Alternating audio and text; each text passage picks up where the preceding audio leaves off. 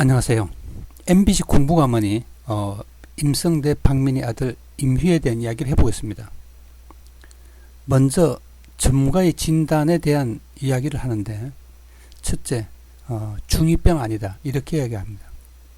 중2병 맞습니다. 이분은 지금 불안지수를 가지고 이야기하는데, 여러분 대표적인 특징이 중2병은 불안지수입니다. 여러분 불안하고 불안해서 애들이 저항을 하죠. 반항을 하죠. 여러분 저항이나 반항이란 말을 다른 말로 바꾸면 그거는 공격성이에요.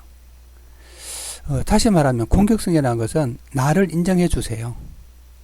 나는 부모나 기성세대의 삶을 사는 것이 아니라 나는 내대로의 삶을 살아갈 것입니다 라고 자기를 표현하는 것입니다. 그래서 이 친구는 전혀 중2병이 아니라 불안지수가 높은 것이다 라고 판단하는 것은 약간 문제가 있는 것입니다. 여러분 중2병을 다른 말로 하면은 사춘기라고 말을 하고, 요것을 어떻게 보면 청소년 시기라고 말을 합니다. 청소년 시기, 사춘기, 중2병, 청소년 시기, 이건 거의 같은 말이에요. 이 시기에 나타나는 특징이 딱 두 가지가 있습니다. 하나는 불안이고 하나는 우울이에요.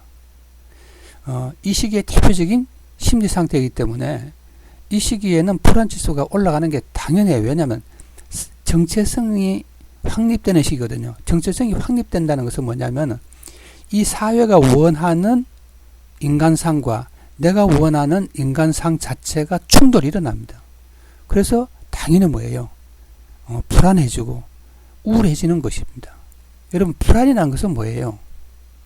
내 삶에 대한 기대감과 나의 현실과의 사이에 갈등이 일어나는 거예요. 그래서 우리는 이제 불안해지는 겁니다. 말을 또 이제 다른 관점에서 또 이야기하면 우울이라는 개념이 있습니다. 우울은 왜 그래요? 내 미래에 대해서 희망이 사라지고 좌절되기 때문에 일어나는 것이 우울입니다. 그래서 청소년 시기에는 당연히 어떻게 해요?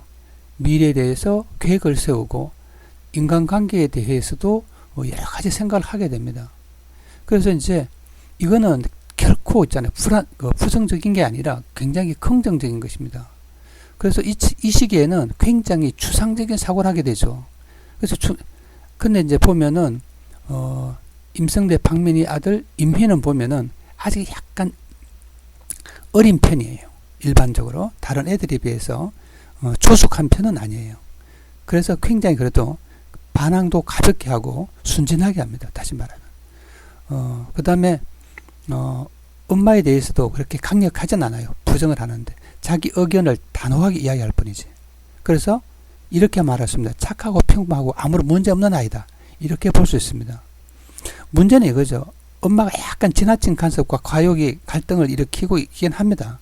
그래서 이제 그렇게 갈등이 일어나면은 에너지가 고갈돼서 약간 지치긴 합니다, 애들. 근데 그 정도의 어떤 갈등은 이 사회에서 어떤 곳에서나 당연히 일어납니다. 그래서 그런 것은 엄마의 잘못이다, 뭐 이렇게 말할 수도 있지만 그런 갈등을 이겨낼 수 있는 힘을 키우는 것도 아주 중요합니다. 그래서 박민희 아들 임희의 문제는 그렇게 고민할 문제는 아니다.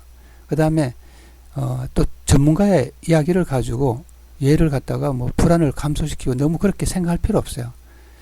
자연스럽게 흘러가는 과정이에요.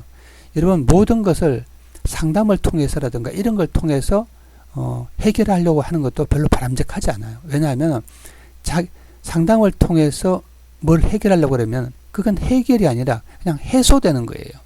해결 영역을 스스로 키우는 거예요. 어떻게 보면. 그래서 기분이 나쁘면 뭐 풀어주는 건 좋지만은 자기 스스로 그 기분을 극복하는 방법을 익히는 것도 중요합니다. 자, 너무 고민하지 마시고 제가 보기에는 정서적인 문제는 큰 문제 없고요. 두 번째로 공부와 관련된 다양한 그 계획과 실천의 문제는 좀 더 따듬어 볼 필요가 있다는 생각이 듭니다.